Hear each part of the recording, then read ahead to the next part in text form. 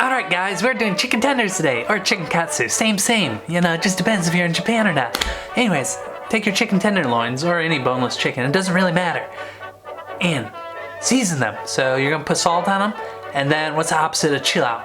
Warm up. So you're gonna put them out off to the side. I'm gonna go find some wieners, go for a walk, and come back to them. Ciao wieners! Now, we're back. Chicken's room temperature. Make your breading station. So you got your flour, you got your panko of breadcrumbs, and then you got your egg. There you go. So you're gonna dip it in the flour. You know, dust off the excess. There you go. And then dip it in the egg. Drip off the excess. And then put in the panko, and then you're gonna really beat it in. Well, not really beat it in, but you're gonna get it in nice and deep here.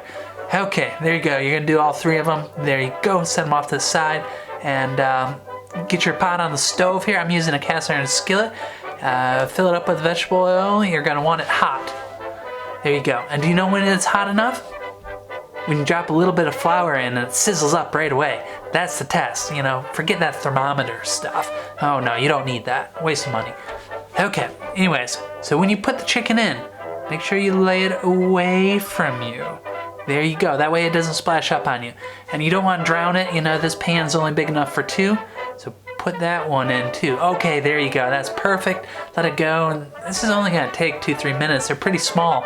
But anyways, just, you know, eyeball it, you know, when it's nice golden brown to your liking, you know, it's done. You know, you can tell by listening when the sound changes, that means it's done. It should sizzle right when you put it in, but when you hear the sound change, that means it's done. So you pull it out, you put it over on a wire rack, you let it chill out. Yeah, this time you let it chill out. And then you just wait, you know, do it in batches, don't overcrowd the pan. And now that all your chicken's done, put it on a plate, and then use your favorite condiment. Whether that's ranch, no, that's no good. Barbecue. I like Sweet Baby Ray's. Ciao, ciao.